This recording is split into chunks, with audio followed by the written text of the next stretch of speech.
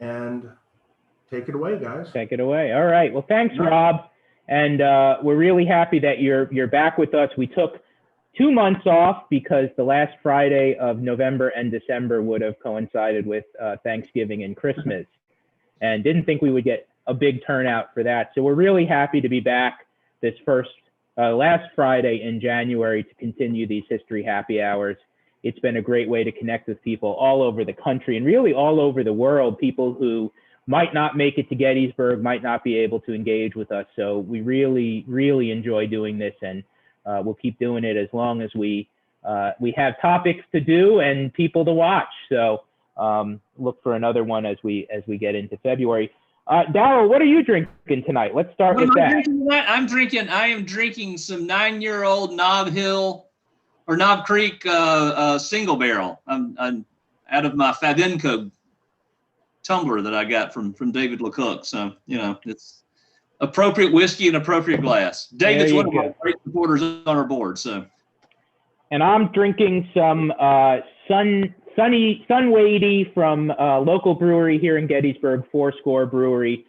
Just picked it up about an hour ago. So I haven't even taken a sip yet. So if I take a sip and I kind of spit it out, you'll know why. But I don't think that's going to happen. No White Claw? No White Claw tonight. No, I left that at home. But we're going to pick up this evening with a topic that we started back in October, which seems like, gosh, a lifetime ago. Gracious, it's a lifetime ago. Right? But we had spent an hour back at the end of October talking about Antietam and Gettysburg. And it's sort of one of those topics that comes up in the office, I think comes up in our minds a lot, is looking at sort of a comparative aspect between Antietam campaign, the Maryland campaign of 1862, and then, of course, the Gettysburg, Pennsylvania campaign of 1863. And when we started really thinking about this and planning a program around it, we ended up with so much information that we sort of ran out of time last time. And I even think before we started, we had said, this might be a 2-parter. Yeah. I don't know. Maybe it'll become a 3-parter. It might be a 3-parter. Really, there's a lot. I mean, this is a rich topic, and the more review work that I do, the more questions that I want to pursue. So, Pete, I know you've been reading Scott Hartwig's new work on Sharpsburg. I'm finished up with Harsh's book, and it's really a fascinating campaign. And it's only just, it's an hour away on the closest battlefield to here. So, going down to Antietam or Sharpsburg is something I know I do fairly regularly, not as much as I'd like to, but it's a great trip to go down and come visit Gettysburg. It's a good side trip to go to Antietam and then Harper's Ferry and maybe even Monocacy. You can cross off 4 historic sites easily in a day. Well, maybe a day and a half from here. Well, that would be a hard day. That's a lot to see in a day. But if you get it's a great weekend trip. You can connect that. You can go to the Medicine Museum down in Frederick. You can come up and see us. You can go down to the Pry House. We've got some great things coming with partnerships with the museum down there in Frederick, the Medicine Museum in Frederick. Pete, if you want, we can talk about that at the end. But there's some really interesting things that are going on that are going to be connecting the Antietam campaign, especially the medical history of the Antietam-Sharpsburg campaign and the Gettysburg campaign in the next 6 months or so that y'all will all be privy to. So it's kind of cool. And that's I want to spend a bit of time. If you've been on these programs before or been to any of our programs, you know that my very near and dear to my heart is Civil War medicine and advancements in Civil War medicine. And I'm going to talk about that towards the end. But I want to start by talking about the 2 armies that make up the fighting forces during the Sharpsburg campaign. And I'm going to talk a little bit about the Army of the Potomac. I know Daryl's going to talk a little bit about the Army of Northern Virginia. But as I was really thinking about this program and thinking about what I wanted to talk about over the last couple of weeks, I realized that right before the Antietam campaign, or as the Antietam campaign is kicking off, you really start to, for the first time, see the genesis of the Army of the Potomac that's going to fight here at Gettysburg. And in fact, I went back and I was rereading parts of the book, The Sword of Lincoln, the Army of the Potomac by Jeffrey Wirt. And he has a quote, and he says, the Army's Infantry Corps underwent organizational changes that would compromise its command structure for a year. And this is right at the end of August, beginning of September of 1862. And what's going to happen here is after the Second Manassas Campaign, the defeat of John Pope's Army of Virginia, the Army of Virginia is going to be disbanded, and McClellan is going to take command of this. He had been commander of the Army of the Potomac, but the Army of the Potomac is going to grow in strength with the addition of the old Army of Virginia, the three corps of the Army of Virginia. And they're going to be the corps that performed some very important duties, especially on the first day. The First Corps and the 11th Corps of the Army of the Potomac here at Gettysburg are old Army of Virginia units. And there couldn't have been a more ill-suited political. Well, that's the other thing, right? Set of relationships here. I mean, you've got a bunch of German radicals and abolitionists in the Army of Virginia, and very conservative George McClellan. So it kind of sets the clashes up, right? I mean, you've got. Which is going to then, right after the Gettysburg campaign, two of these corps, the 11th and the 12th Corps, are going to be cut off from the Army of the Potomac. They're going to go out west. The First Corps is going to pretty much cease to exist after the Battle of Gettysburg. Its units are going to be subsumed into the rest of the army. But after the Gettysburg campaign, you're back down to the 2nd, 5th, and 6th Corps. Right? Am I thinking about that right? And that's making up the Army of the Potomac as they start the Overland. Well, the third. What's left of the third? What's left of the third, but that also gets before the Overland. That's one of the things that's really struck me in rethinking all of this is how much in flux all of these armies are. There's not a Army of the Potomac. There's not a Army in Northern Virginia. It depends on when you're there and when you're looking at it before it goes. But I got you off track. But I want to make sure that we understand that there's some really ugly political clashes at the very big level of national politics that exist between Pope's former army and McClellan's current army as it exists at Sharpsburg. The other thing that's going on here that's going to bolster this new Army of the Potomac, we'll call it, is in July of 1862, Abraham Lincoln is going to put a call out for 300,000 new volunteers to start to replace some of these losses that the armies have received during the Peninsula Campaign. And Daryl mentioned Scott Hartwig's book. Scott has, if you haven't read it and you're looking for something to take up a good bit of time, Scott Hartwig's To Antietam Creek is, I mean, it can't be understated how great this is, but he spends a good bit of time going into both armies and looking at their makeup. And here are just some statistics from him. There are going to be 36 brand new regiments that are going to show up in Washington, D.C. as a result of this call for the 300,000 new troops. And half of them are 18 are going to join brigades for the Maryland campaign. So there are 18 brand new regiments that are joining the Army of the Potomac before getting to the fields along Antietam Creek.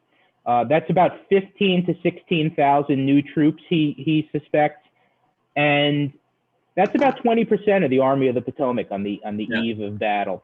So we make and Hartwig points this out that a lot of this is made about the superiority in numbers of the Army of the Potomac, but you also have to remember that 20% of that superiority in numbers are totally untested green troops. So Hartwig talks about how the edge is really given to the Army of Northern Virginia as a result of that. And I want to touch on one more thing, Daryl, and then I'll kick it over to you.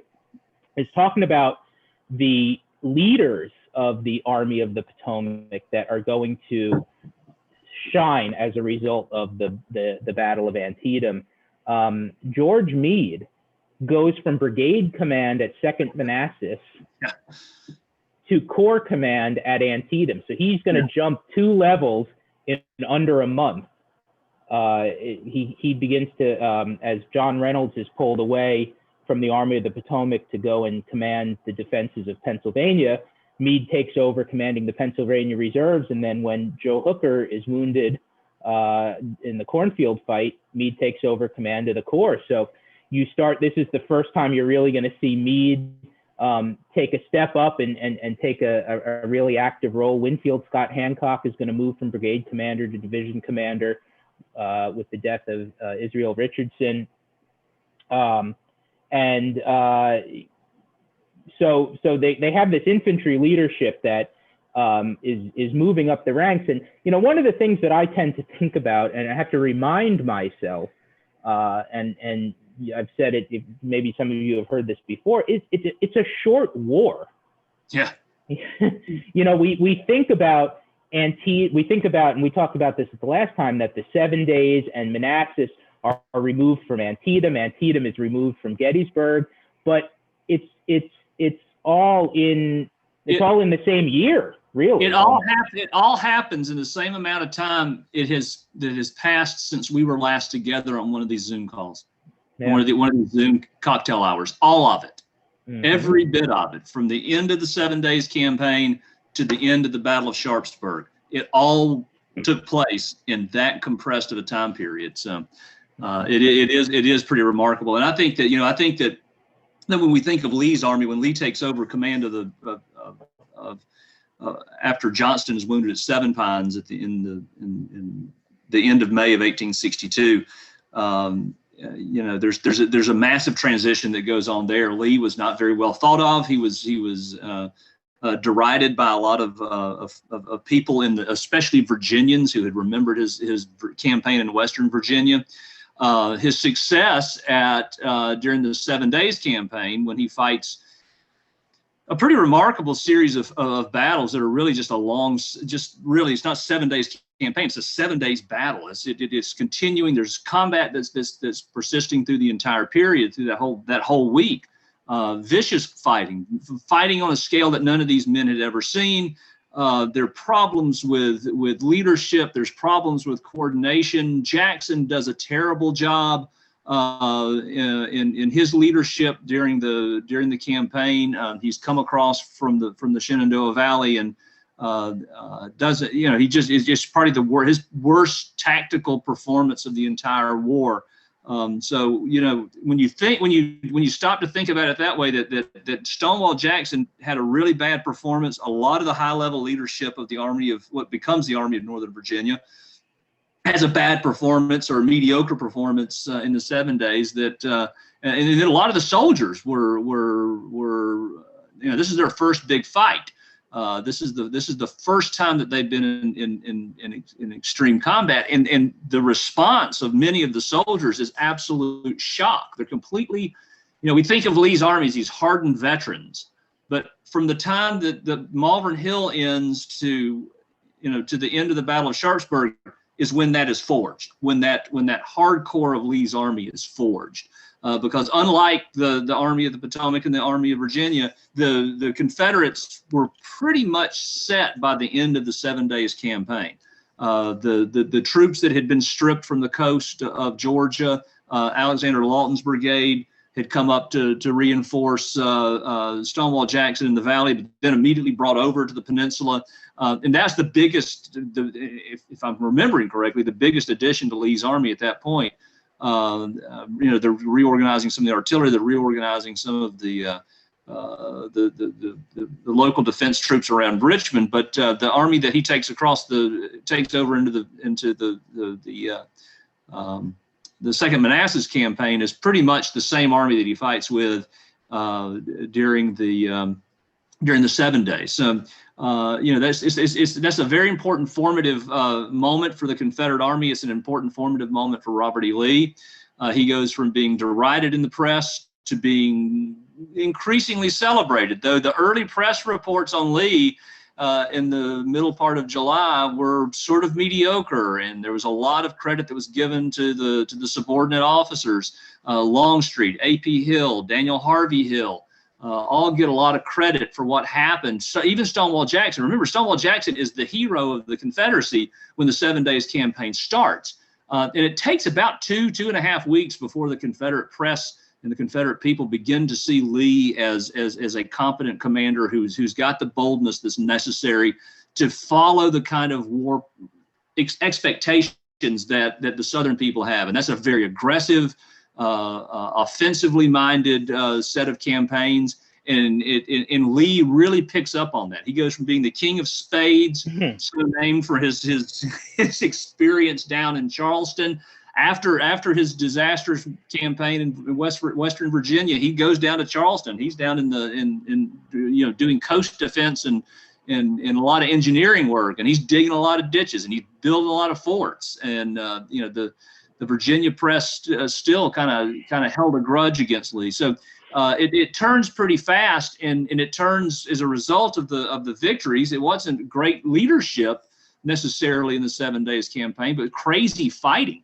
I was back reading Joe Gladhar's study of Lee's army, and he called the many of the attacks during that 7 days as rash to the point of foolhardiness. And these guys just kept pounding and pounding and pounding away, and so you begin to see that the forging of this offensive spirit of the men and this culture of honor and this culture of aggressiveness that you see in the South, this masculine expectation of what men are supposed to be doing. We're supposed to go out there and we're supposed to whip the Yankees. That's what the sermons are saying. That's what the press is saying. That's what people are expecting of the Army. And suddenly, in this man who had been seen as kind of a granny, that culture of that Southern culture, and the man kind of meld together, and you have this very aggressive force that within a month of the end of the 7 days fighting is moving towards the Shenandoah Valley, moving up the Orange Alexandria Railroad, and fighting the Second Battle of Manassas, which is a tremendous victory for the Confederates. It's a dramatic victory. Followed then by a little fight at Ox Hill near Chantilly, over where Dulles Airport is, and it's that point where we talked last time. The Lee, he can't flank anymore, so now he has to move. He can't flank towards D.C. anymore. He has to then move towards Maryland. So he had moved very quickly from being defensive and passive, Joe Johnston, to being aggressive during the 7 days, and aggressive during the Second Manassas campaign. With an army that was becoming more and more cohesive. It was certainly seeing itself as a superior military force. They're time and time again, soldiers' letters after the 7 days, they're talking about how powerful they are as an army and how much confidence they have. And then that confidence is melded into the person of Robert E. Lee, and the trust is built up. The Battle of Cedar Mountain and then the Battle of Second Manassas just fuels that fire. And so that's the army that Lee decides to invade Maryland with, and perhaps move into Pennsylvania, which is kind of his move, is best we can tell. So that army is very aggressive, but that's the problem. That's the problem. At the Battle of Gaines Mill, the Confederates lose 9,000 troops in their attack. They push the Union Army back. The Union Army loses 6,000 men. And Lee knows the math because Lee's been in Richmond. He had been Jefferson Davis's primary advisor for some months before the 7 days started. He knew the numbers. He knew what was going to be necessary to win the war. And these big gambles, these big shakes of the dice were what it was going to take, because the Confederacy had to win before the North got itself mobilized. And it's not until 1863 that the Northern states get their economy and their manpower really in hand. And Lee thinks that he has to, and he knows, I think it's pretty clear, he knows that he has to win the war in that period between, now we can look back and say, between Malvern Hill and the Battle of Gettysburg. And that's his last. And Gettysburg is the last shot, really, that he has. And we've talked about that in different programming, that Lee knows that this is the best chance with Northern morale the way it is, the anti-war movement that's growing in the Northern states. And I'll talk about that in a little bit, but he has that year essentially to do it. Yeah. you want to talk about revivals? Well, do we want to do anything with the battle itself? I mean, it's kind of a weird little fight. Yeah. And let's not just jump to the after Sure. the battle, because there's a lot important that happens. And one of the things that, I've already made this point, is that Lee is being very aggressive now. Of course, at Sharpsburg he fights on the defensive, but his leadership and Joe Gladharp, I always go back to the lecture that he gave at the Fortinbaugh a few years ago, talking about his project on the Army of the Potomac versus the Army of Northern Virginia, and thinking about leadership. And the thing that was most memorable to me about that entire lecture, which is a great lecture, but he makes the point that the Confederate officers led from the front, and that they had a very aggressive. Again, it fits within the culture, right? And his argument at that point, and it probably is still the same today, is that there's a more managerial style on the Union Army. The persistence in command is longer in the Union Army. That you've got more experienced leaders deeper into the war on the Union side. You've got massive officer casualties. These are green officers in the 7 Days Campaign, but you lose a lot of elite local community leaders in the 7 Days campaigns. And then you have, and I want to say something real quick that I forgot to mention. Lee is taking over the Army at a point where it had been fairly passive, and the leadership of Joe Johnston had not been especially astute. And that's a nice way of saying it. Johnston really is. Anyway, we can talk about. Maybe we should do a Joe Johnston. Joe Johnston, sure. Yeah. Later on, but the thing that Lee inherits a really bad staff. He inherits an army that's just being cobbled together. He inherits an army on June 1st, 1862, that didn't have cartologists working for them. There are no map makers. There are no maps of the peninsula. There are no maps of the environs of Richmond that are readily available from a military perspective for Robert E. Lee when he takes command. And so he has to really start to remake the Army. There's some politics going on too. Jefferson Davis had in the Confederate Congress had instructed the armies to begin to organize the brigades by state. Lee was absolutely 100% opposed to this. He thought it was a terrible idea because it brought politics into the Army, and he wanted to break the politics up. Now, you can go to Chattanooga after the Battle of Chickamauga. Braxton Bragg does the same thing. He breaks up these cliques. He breaks up these political concentrations in the Army of Tennessee. Another story, another day. But Lee is looking at the Army, and he's trying to reorganize it while he's also trying to make plans to forward campaigns that are going to achieve Confederate independence very quickly before the Union gets everything together. So he has a huge, massive problem in front of him. And at the same time, he's moving his army on the offensive before all of the requisite supply agencies are put together, before the supply networks are put together, the staff work is put together. There's poor communications, a hallmark, I think, Pete. Yep. This is something that devils Lee all the way through the war, is that there's in the 7 Days Campaign and in the Sharpsburg campaign, there are bad orders written. There's not enough staff to carry out all the work that needs to be done for Lee to really have control over his army. He's trying to do it all himself. The 7 Days Campaign, he's absolutely trying to do it all himself. And I would, you're talking about Lee on the move, building the army, building the plane. Well, it's in the air. What? Heard that before. But it's not unlike in sort of a minor way, a little bit what McClellan is doing in early September. And in the course of doing some reading for preparing this talk, the Army of Virginia is not officially disbanded until September 12th of 1862. So you don't have this official Army of the Potomac back together until then, although they're traveling as such, and they're under the command of McClellan. But there are tons of, and I'll talk about this when we talk about medicine. but tons of supply problems because in some cases because the Army has to move so quickly. You know, they come back from Manassas, they get to D.C. and they're not even there a couple of days before you're taken off for Rockville and Frederick and beyond. Yeah. So trying to work out all these logistical and supply and quartermaster problems on the road essentially, and trying to head off your enemy at the pass.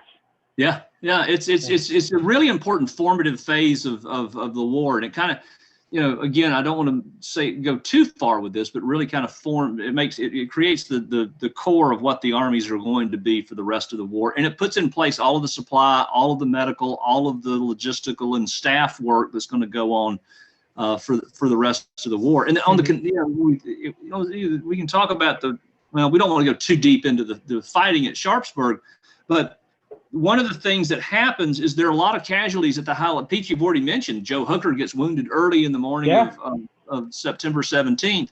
Well, I was going to say something about religion. By the way, there was a celebratory fast day being observed on the 16th of September in the Confederacy, celebrating the Second Manassas Battle and celebrating the Battle of Richmond, Kentucky.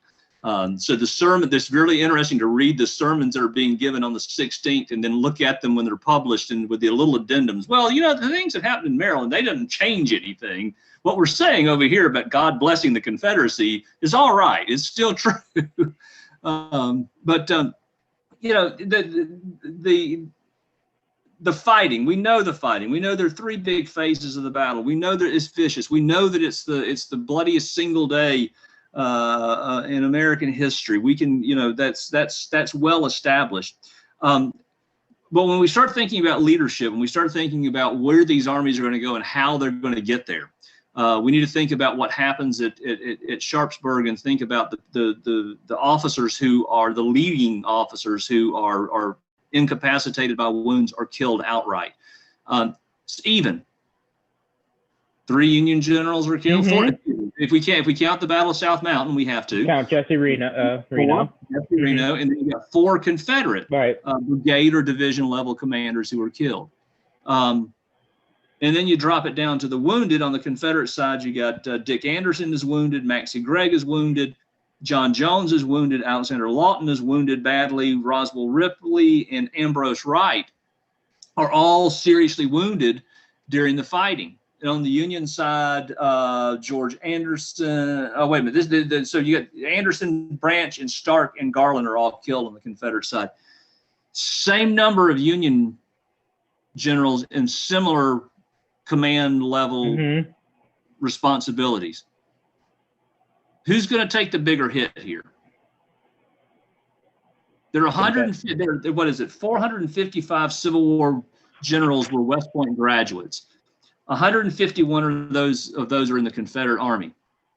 How about this? I got numbers from Hartwig so 18 of the 47 brigades in the Army of the Potomac, 18 of 47 are led by West Pointers. Only 8 in the Army of Northern Virginia. 8 brigades are led by West Pointers. But you got to add to that. You got to add to that the Virginia Military Institute and the Citadel. True that. Okay. Yeah. So, but still, that's still it out. Yeah. So you start losing these West Point trained Confederates. You know, it's 3-1 already in raw numbers, and then you start losing these men at the high levels. And this is something I've been saying. You know, and I'm not, I'm just repeating what Richard McMurray and many others have said about the leadership in the Army of Northern Virginia and the casualties in the Army of Northern Virginia. But you're starting to see by the Sharpsburg campaign a serious bleeding out of competent military leadership in the Army of Northern Virginia. And it only accelerates in the spring of 1863, and then in Gettysburg, a third of all the general officers in Robert E. Lee's army are either killed or wounded during the Gettysburg campaign. A third. 1 in 3. 33%. 1 in 3. So it's Lee's plan could work if they strike fast and strike hard and they win every single battle and every shake of the dice comes up winners. And for a while, it's going to look like that after this. Yeah. I mean, the PR fight is going to look good. Yeah, it's going to look good. So we had this terrible, violent battle. It's something by this time, though, especially for the Confederate troops, I would argue, by this point, it's become kind of they're hardened to the point where this kind of fighting is expected. They've been shocked in the 7 days. They win they win Cedar Mountain. They win Second Manassas. They fight they kind of get their teeth kicked in at Ox Hill. And there's an ugly fight at South Mountain, but they're feeling more and more and more confident. And it's an incredible turn in a couple of months from the Union Army at the gates of Richmond, Shiloh, Union Army all across North Alabama. The Mississippi River has been captured, all except for Vicksburg. Memphis has fallen, New Orleans has fallen. Everything is going to pot for the Confederates, and then Lee turns things around, and things look really, really great for the Confederates for 1 year, for one military year in Virginia. So, but what about these men, Pete? You want to talk about the medicine? I want to talk about religion. So. Yeah, I want to just talk a little bit, though, for a moment here about what's going on in Pennsylvania at the time, because what happens in the Antietam campaign, or what doesn't happen in the Antietam campaign, has a pretty big effect on what's going to happen in the early phases or the mid phases, let's say, of the Pennsylvania campaign in 1863. And I already briefly mentioned John Reynolds. So John Reynolds is stripped from the Army of the Potomac in September of 1862 and sent north to Pennsylvania to form the Pennsylvania militia. He had been in the Army of the Potomac, the commander of the Pennsylvania Reserves, and Andrew Curtin asks for him to come back to Pennsylvania to lead the defenses of Pennsylvania. And there's this fear that the war is going to come into Pennsylvania, and it's a very real fear. And people flock to the militia units in this September of 1862. 25 regiments of emergency militia are raised to put down the suspected invasion of Pennsylvania. And in fact, I was reading this morning about units going down the Cumberland Valley Railroad to Chambersburg and even a bit beyond to Greencastle and in some cases into Maryland to put down this supposed threat. Well, for the most part, these militiamen go home without having fired a shot.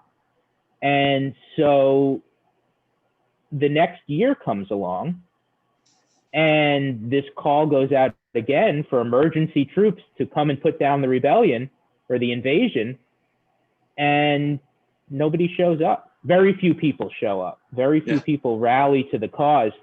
And I found a quote from Samuel Pennypacker, who's the eventual governor of Pennsylvania.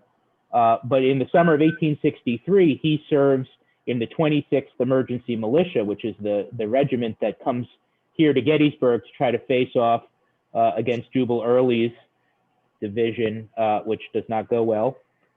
But anyway, he says, Pennypacker writes later on, among the causes for general sluggishness in 1863, I may mention the following: the fact that during the preceding summer, the militia had been called out, but were not made of use in any way.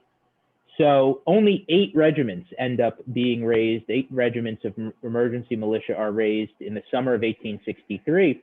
And if you caught the Robert Rhodes tour that we did on Facebook back in November following Robert Rhodes' advance, you saw that Robert Rhodes' division goes pretty much unchecked, unchallenged for 2 weeks up the Cumberland Valley. They are basically have run of the place from Greencastle to Carlisle for 2 weeks in the summer of 1863 because there aren't forces or substantial forces to defend the southern borders of the state. So it's interesting to just see how that impact of and Lee has decisions to make about not going into Pennsylvania during the Maryland campaign versus the Pennsylvania campaign, but it's just interesting to think about, if those troops had been there, as many troops had shown up in 1862, what would Lee have faced? There's also this anti-war sentiment that is growing in the northern states that Lee is hoping to capitalize on. We've talked a little bit about this, that he thinks that he can beat out the North before the numbers turn against him. And he's looking at northern newspapers and northern morale and recognizes that if he can turn morale against Lincoln or the war effort against Lincoln, that Lincoln will have to sue for peace. And I just want to read, again, one quote here about the way that people in Pennsylvania felt in the summer of 1863, after hearing for 2 years now that the Confederates were going to come in. This is from a Carlisle newspaper. There had been too many scares, and the people were absolutely exhausted with rumors and reports. A degree of unconcern had settled down on them, and they were unwilling to listen and give credence of the cry of wolf. So this is what's going on in South Central Pennsylvania in 1863. And as I said, Robert Rhodes and even Jubal Early, Jubal Early is surprised. He writes in his memoirs, he's wondering, where is everybody? Why aren't we being opposed? And that's why he decides, he eventually makes the plan. He's going to cross the bridge at Wrightsville into Lancaster County, because he's not seeing any opposition. So just interesting, again, comparison between the two campaigns and how one affects the other. Yeah, because they are so proximate in time. It's 7 months. 9 months. 9 months. Yeah, 9 months. That's nothing. On the Confederate side, Lee continues to reorganize his army. He goes through this reorganization of the brigades by state. The Confederate Supply Bureau begins to really come into fruition, though there are serious shortages in the winter of 1862, early 1863. And I don't want to completely forget about the Fredericksburg campaign and the Mud March as far as military events go. But in general, those two campaigns very much confirm this sense, at least on the Confederate side, that the war is going their way, that Lee's army can't be beaten. I knew that was going to happen. That Lee's army can't be beaten, and that the Confederate victory was at hand. There's a rising sense amongst white Southerners that things were really going to turn out okay through the fall and early winter of 1860. The winter of 1862 and early 1863.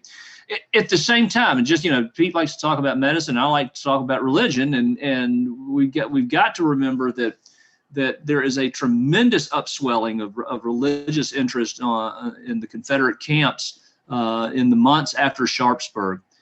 There was really an ill-organized and badly staffed and oftentimes incompetently staffed chaplains corps that existed in Lee's army at the time of the 7 Days Campaign, and then these campaigns that we've just been talking about, Second Manassas and Sharpsburg. But the Confederate the Confederate religious leadership, at both the military level and at the regular denominational level, had begun to really organize themselves to provide religious support for the soldiers. They flooded the camps with religious literature, and beginning, they focus very much on conversion in camp sins and morality, but it's connected to something that's bigger about the Confederates' sense of themselves and their mission in the world. And I'm working on an essay right now that focuses on nationalism. There's nothing new about the link, but recognizing this link between Confederate religion and nationalism. But there's some things that happened after the Gettysburg campaign that really bring some of these ideas that are generations, couple at least 2 generations old in Southern religious thinking, that kind of brings it all together in the fall of 1863 after the disasters at Gettysburg, Tullahoma, and Vicksburg. And we can talk. We do a talk on that later on. Next a few months, talk about that. But you know, but what's being called on is this sense that the Confederacy is the true inheritors of Republican ideology in America, and that God's plan for Republican governments, small r Republican governments, constitutional government, was based in slavery.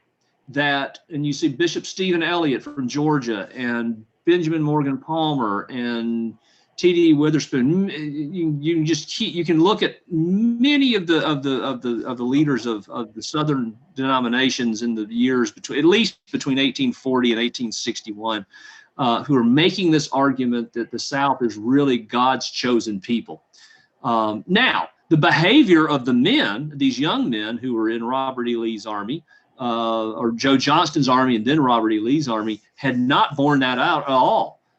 There was a tremendous lot of drinking and visitations of houses of prostitution and drunkenness that were going on in Lee's camp. There were men AWOL, going to Richmond, going to theater shows, going to brothels, getting drunk in the streets. Really bad discipline, and there's really no moral structure. These men had grown up in churches by and large, but they get to the army and that sacred space is completely changed. And hell, there's not even a sacred space. You know, they don't have chaplains. Even at the peak of efficiency in the chaplains corps, only half of the regiments in Robert E. Lee's army ever had chaplains. You know, we think, and so there's this disjunction between God's chosen people and the people who are there preaching the sermons in the camp. But really, starting in the fall of 1862 and running all the way through the war, even through the Gettysburg campaign, we saw this in the tour we did for Robert Rhodes, out in the best of Ramseur's brigade. You know, he's talking about religious services right up to the eve of the Battle of Gettysburg. They're baptizing men in Antietam Creek down at Funkstown. I mean, this is the enthusiasm, the momentum, and the literature that flows into the camps. The numbers of chaplains and colporteurs and army missionaries who start to flood into the camps in the fall and winter of 1862 changes the tone of Lee's army significantly. And by the time the Gettysburg campaign is over and the disasters of July of 1863 have taken place, there's this redoubling of this link between white Southerners, God's will, and white supremacy. And you see it preached absolutely crystal clearly. If I can say that, I don't know if that's a real construction of the English language, but that's the best I can put it now after get your point across. I have a glass of Knob Hill or Knob Creek. So, but you know, the point is that there's this real serious coalescing of a sense of religious duty and sacredness and advancing God's cause in the world. Literally, I mean, it's mind blowing. You read some of these Confederate sermons from 1863 where the race stuff gets really, really pointed, and the white supremacy gets really, really pointed. It's almost like reading white man's burden stuff from English imperialism in the late 19th century. It really is, and it's not surprising because these people come from the same class and the same kind of educational levels, and you know, the same experience or similar kinds of experience. So, but this is being really crystallized in the months after Sharpsburg, and there's a real clear point for these soldiers. There's a pretty good chance if you're in Robert E. Lee's army, you're going to get shot, you're going to be maimed, or you're going to be killed. And the appeal of evangelical religion becomes even more intense after these incredible experiences. Imagine being a country boy from Pickens District, South Carolina, in May of 1862. And you know, you've seen some skirmishing, you've seen some hard duty, you've been in camp. And then you go through the 7 Days Campaign, and you go through the Second Manassas Campaign, and you go through the Sharpsburg Campaign, and then you go through the Battle of Fredericksburg. It's stunning what happens in that stretch of time. How much intense feeling and death and mayhem and just horror that these people see. So you really begin to see that personal experience kind of melding with this nationalism into a really hyperactively white supremacist vision of the, it's not new, but it's being rearticulated and being forged in these battles. I will argue later that this is this period from the Sharpsburg campaign through the Gettysburg campaign is really when you see the coalescing of what becomes the lost cause ideology. It really begins, you can see, well, you know what, we may not win on earth, but, and you see it time and again, lots of excuses being made, lots of arguments that are shown, well, if we don't win the war, we really still are God's chosen people, but that's for another time. But this is when I'm beginning to see more clearly that this is a period in which a really important component of post-war Southern identity and post-war Southern politics is being forged. No matter what happens in the war, this is still God's will, and this is going to persist. So anyway. Medicine? Can I talk about medicine now? Sorry, I got sort of torqued up, but it's interesting because as I was listening to you talk, and you're talking about this religious practice being crystallized and becoming more into focus.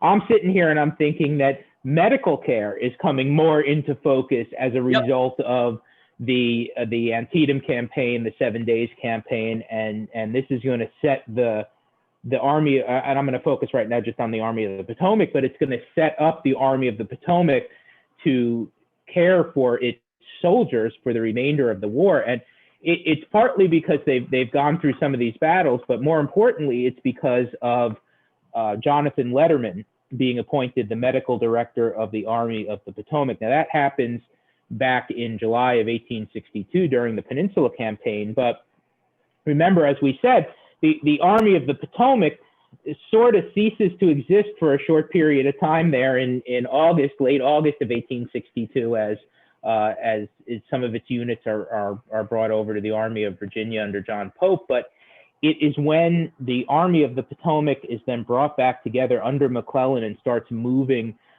north to Rockville and Frederick on its way to Sharpsburg that Jonathan Letterman really starts to find his time to shine.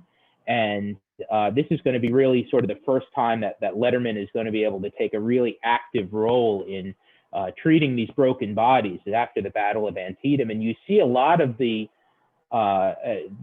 changes in Letterman's thinking and a lot of the procedures that he's going to put in place during and after the Battle of Antietam are going to play out at Gettysburg. And you can really kind of draw that line. I just want to read a quote here. Letterman writes about what he faces as the Army of Virginia comes back to the Army of the Potomac. As soon as the troops reached the defenses of Washington, they were marched into Maryland, and no time could be allowed for medical officers again to equip themselves with medicines, instruments, dressings, and stores for the campaign in that state. It's sort of like we talked earlier, building the plane while it's in the air. After the Battle of Antietam, I'm going to kind of jump to a little to the aftermath, because this is when you see the formation of these general hospitals. And if you were with us back in the summer, we spent a good bit of time talking about Camp Letterman here at Gettysburg. Well, Camp Letterman only comes into being because Letterman had tried that plan before and it had worked, and he tries it for the first time after the Battle of Antietam, where he establishes two of these large general hospitals, one called Antietam Hospital, the other called Smoketown Hospital, after the battle, to help to treat these soldiers that could not be moved. And you read Letterman's memoirs, which are somewhere here on my desk, and Letterman spends a lot of time talking about how it's unsafe to move soldiers until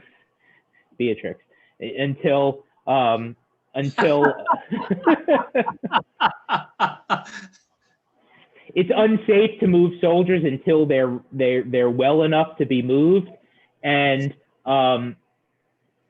so he establishes these general hospitals as a way to let soldiers convalesce before they have to be moved to a larger city. I'm looking at my camera because I can't look at the screen. I'm going to look at her. I'm going to start laughing. I knew it was going to happen. Yeah, I knew it was going to happen too. I was ready for it. About 40 minutes in, she comes down the slide. So it really, like with Camp Letterman is established because there are soldiers here after the Gettysburg campaign that are too wounded to move, and they need to recover before they can be evacuated. We talked about at the program that we did on Camp Letterman that they could have evacuated all of the soldiers. They evacuate 11,000 soldiers in 2 weeks, but some are not well enough to be moved. So let's fast forward just a little bit more past the Battle of Antietam. Let's get into October of 1862, because this is where you really start to see the genesis of the Letterman plan that's going to characterize medical care in the Army of the Potomac and then the rest of the Union armies for the remainder of the war. And it comes out of what Letterman sees at Antietam. And he writes, after the battle, no system of field hospitals that I was aware of existed, and convinced of the necessity of adopting some measures by which the wounded could receive the best surgical aid which the Army afforded, and with the least delay, my thoughts were naturally turned to this most important subject. So almost immediately he puts into play a general orders in late October of 1862, establishing hospitals at the division level, dictating who is going to perform the operations, the roles for different personnel here at the different hospitals, how they're supposed to be set up and how they're supposed to be run.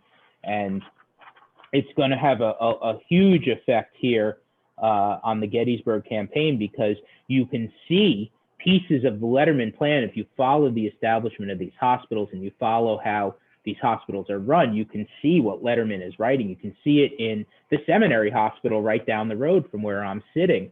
So had it not been, well, he probably would have figured it out at some point, and there's probably some thinking in his mind, even during the 7 days, what he wants to do to revamp the medical department of the Army. You start to really see it come into clear focus right after the Battle of Antietam. So that's what I had to say, and we're right at 6:55. So I guess we should open it up for questions.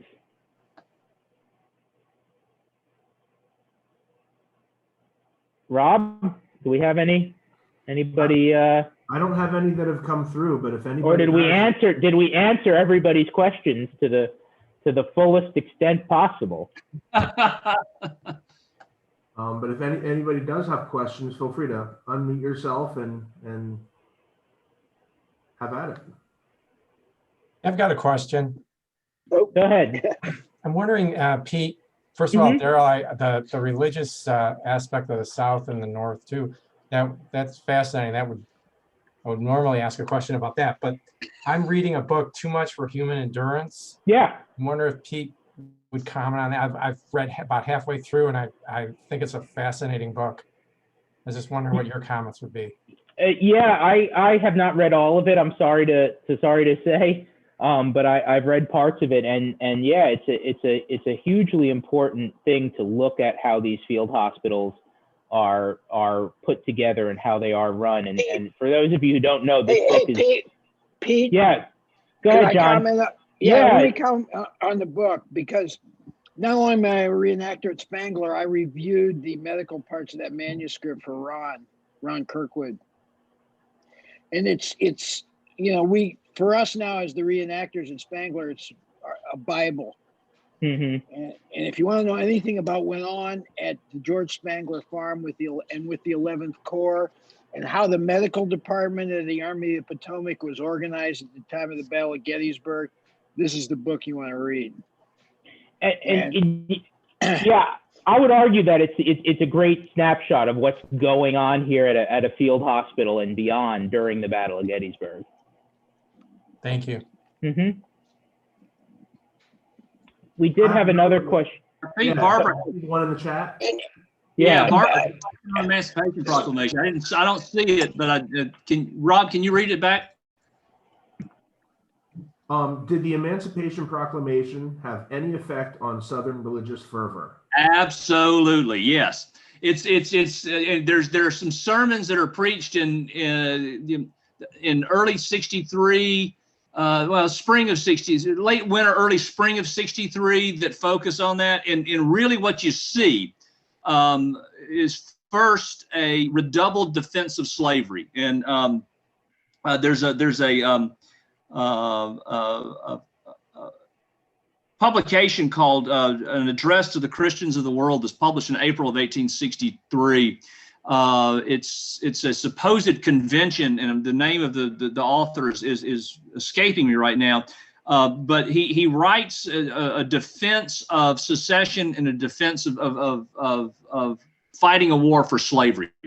And it becomes sort of a touchstone for many Southern ministers, it seems. But to me, the most important theme that comes in through in the preaching after the preliminary Emancipation Proclamation and then the final proclamation on January 1st is that we can't go back. There's no going back. There's one sermon that, and again, it may have been Benjamin Morgan Palmer. He says, a year ago, maybe we could have gone back, but there can be no talk of going back now. This is changed. The war is now an emancipation war, and we cannot even think about making an agreement with the northern states. So yeah, it absolutely does. The timber, the vehemence, and then especially after. What I see in the sermons after Gettysburg, there's a fast day that is declared on August 21st of 1863, and it's remarkable how similar sermons that are being preached in the camps of Lee's army, in front of the South Carolina State Legislature, at Christ Church in Charleston, South Carolina, in Lynchburg, Virginia, across the Confederacy, behind the lines and on the front lines. You're seeing these sermons that say, look, if we lose this war, we lose our covenanted agreement with God to create the world that he wants to create. We must persist.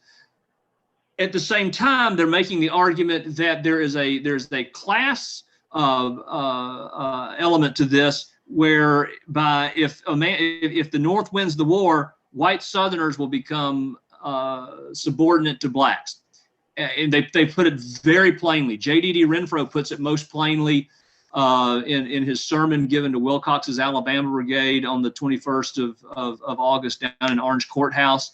But that white supremacy theme, that God's vision for the world, God's mission for the world, Bishop Elliot had been preaching that for 15 years before the war starts. And he comes back to it in some of the early 1861 sermons. Eliot was the Bishop of Georgia, then becomes the Bishop of the Confederate Episcopal Church in 1861. So he's a very influential minister in the South, very popular speaker. His father had been a famed botanist in the early Republic, a very influential family.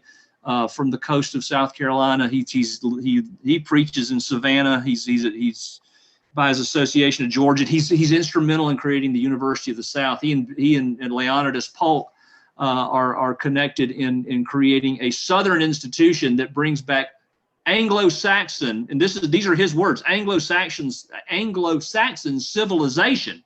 That he's writing in the late 1850s about Anglo-Saxon superiority, and how the University of the South will become something like an Oxford University that will promote Anglo-Saxon values in the United States, because the United States is drifting away from those values. So lots of really rich stuff here. In my mind, the crisis of 1863 crystallizes all of these ideas that had created the foundation for secession, had created the foundation for the Confederate nation, and they trumpet it broadly and wildly and in no uncertain terms after the Battle of Gettysburg. But in the months before, yeah, absolutely, they're saying, look, there's no turning back now. There's no compromise. We have to fight to the end. There was a question that had come in about who's caring for the health of the soldiers, and with Jonathan Letterman coming in to being the medical director, he's starting to put procedures in place for trying to clean up camps, trying to lay out camps correctly, dig the latrines far away from where men are sleeping, how to deal with garbage. But then you also have the medical staff of different regiments that are really in charge of keeping health up. And the question also included how do they treating these minor wounds? And there are medical personnel like the hospital steward, who's a kind of a bit of a catch-all term, most like, I would say, a nurse practitioner today, but even that isn't a clear analogy. But it's medical personnel, non-commissioned officer who is responsible for giving out prescriptions, pulling teeth, maybe dressing some minor wounds, and doing that kind of minor work to keep the health up. But you would have a sick call in the morning where the surgeon or the medical staff would be checking. But yeah, and it's not entirely altruistic. It's a lot about keeping your fighting force ready to fight. You're going to win a war off of having fit men, not necessarily having men that are injured. When you look at the Confederates, they're really concerned coming up into Pennsylvania in 1863. We were doing some work on the Robert Rhodes tour. They get to, I think it's Shippensburg, it's Cumberland, Chambersburg or Shippensburg, and they're asking the Dutch people that they meet for sauerkraut. And the people of the community are saying they thought that we're Dutch, that we had sauerkraut to spare, but it was not in season. And they weren't looking at it for food source; they were looking for it to ward off scurvy as an anti-scorbutic. So they are sort of thinking about the health of the soldiers, and the health of soldiers are thinking about their own health. There's a great book that came out. I'm trying to see where it is on my shelf. Yeah. I'm looking at my shelf. There it is, Nature's Civil War by Catherine Meyer, and it's all about self-care for soldiers. It's on the table behind me. Wow. Yeah, Pete, could I? Yeah, go ahead, Mark. Mm-hmm. Yeah, could I follow up on that? You guys were talking a little bit earlier about the difference in West Point trained general officers. So taking that idea and applying it to what you and I were just texting about, and then you referenced there, is that as within the Confederate Army, especially at this point in time, someone like a Hunter McGuire, is he the exception? And the Confederate Army in general is really struggling to put doctors, surgeons for one, and these hospital stewards that you're referencing, second. Are they finding that this is a challenge, or are both armies really putting the same type of medical force to the field? Yeah, so just like with West Point, you have Southern doctors that are trained at university medical schools in Philadelphia. And you see, and I think Hunter McGuire is one of them, who there's a big walkout of these medical schools in Philly and going south. So the knowledge base is there, and the Confederates are like the Northern, the Union Army is, but the Confederates kind of, because of the blockade, have more of a need for it, are building their medical knowledge through publication of textbooks and even publication of a Confederate medical journal. So they're trying to share information with each other so they can learn sort of the latest practices within the armies.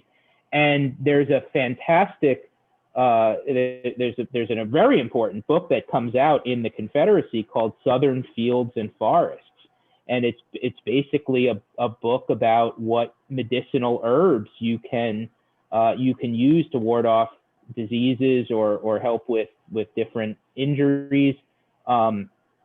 And I think, Daryl, it was Emory, right? Emory University did the study where they went back through Southern Fields and Forests, and they found out that it worked. A lot of stuff works, but that's you're looking in nature even today for potential cures for diseases. And I don't want to speak for Barbara. I know Barbara Franco is on the call tonight or with us tonight. She's not. I don't think she is. She might be. I got there was a message that popped through. The question about emancipation I thought was from Barbara, but maybe it was different Barbara. Anyway, Barbara Franco, the founding director of the museum, has done some fantastic database work and database building.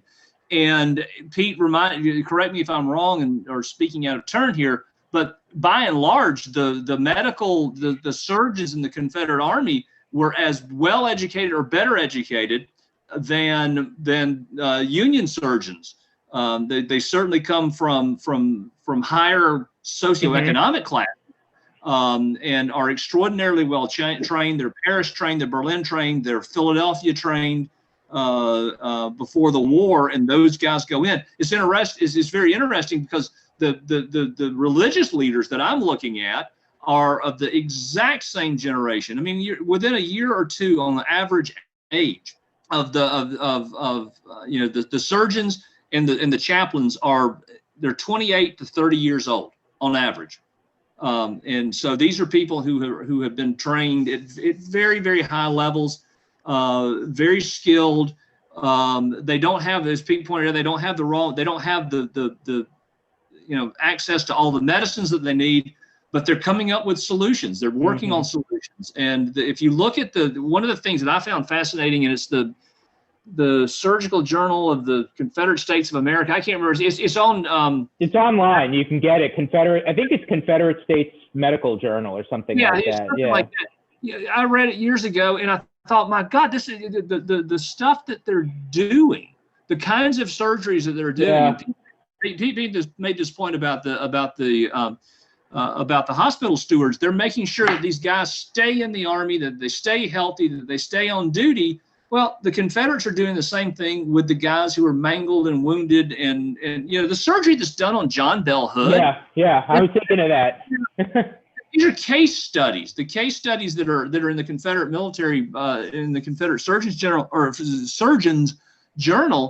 are absolutely astonishing in their complexity and in their creativity in the way that they're trying to keep men in service. I mean, the surgery that John Bell Hood undergoes after the Battle of Chickamauga, when his leg is shattered, it's up near the hip joint. It's up near it's about as far up as you can go on a leg. Go and do a surgery, and the Confederates were ready to do that. These surgeons they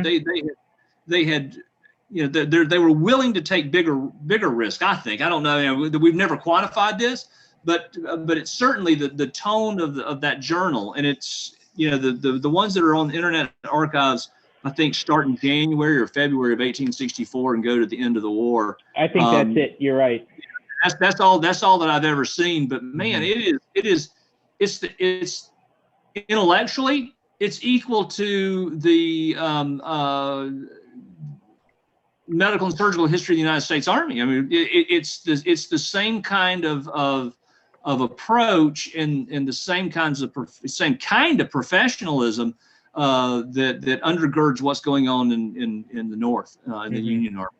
Yep. Yeah. Yeah. Well, after hearing your talk last night about Keene and then hearing what you were talking about tonight, it's just one of those things that I haven't. Admittedly, Pete, I'm sorry. I haven't spent as much time thinking about the medical aspect of keeping guys like the minor flesh wounds, the things like that, especially for the Confederacy. how do you keep those guys from being permanently sidelined? How do you get them back onto the field? Yeah, and they're doing some capacity. It's not just frontline capacity. They need guys to be clerks in the quartermaster office. They need people that are working in the shipping departments of the Ordnance Bureau. They need people working in the making fuses in the arsenal. So making them functional is a big job for the Confederates. Right. They are, especially 63, 64, they are really pushing to make sure that everybody that can be there is there. You asked the question about the kinds of conversations. What I heard was the kinds of conversations that are going on in the camps. Repairing the March of War, or the March of Mars.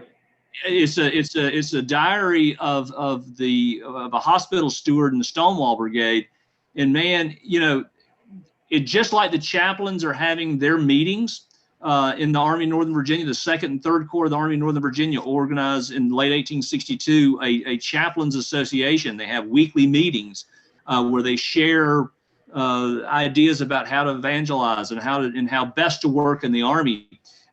Those same kinds of conversations are going on within the medical corps of the Army of Northern Virginia, and you'll see it over and over and over in that diary. These references to, I was in the surgeon's tent and we talked about X and Y and Z over the course of 3 hours. I mean, there's a lot of informal learning that's going on. Pete, you're right. And the same thing's going on in the Union Army. Yeah, the Army of the Potomac. I found a great article. I have it somewhere in a file here about a meeting of the medical staff. I think it's of the 5th Corps after they have a basically a round table after the Battle of Gettysburg amongst the surgeons, and they elect one of the surgeons to write a case history and submit it to the Boston Medical Journal. So they're having these informal, semi-formal meetings amongst themselves to share the latest information or share their experiences and see how they can learn from them on both sides.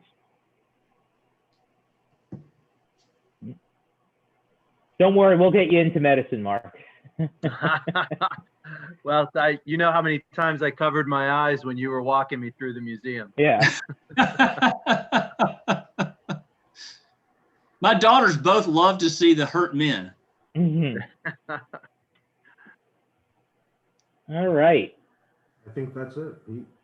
Well, thank you all. We don't know what we're doing in February. Let me make a suggestion. We've gotten up to Gettysburg and we've kind of tiptoed around it in some ways. And what happens after? But I'm thinking very specifically about my preaching, the preachers and these sermons that are given after. Mm-hmm. Confederates are dealing with the collapse of morale. Yeah. But the situation changes dramatically. So maybe we can do something for after the battle. I'm just kind of floating this right now. And if y'all think this is a good idea, then maybe we can run with it. But the Union Army of the Potomac changes in tone dramatically after Gettysburg. The way that they're looking at that, we can whip the rebels now. Mm-hmm.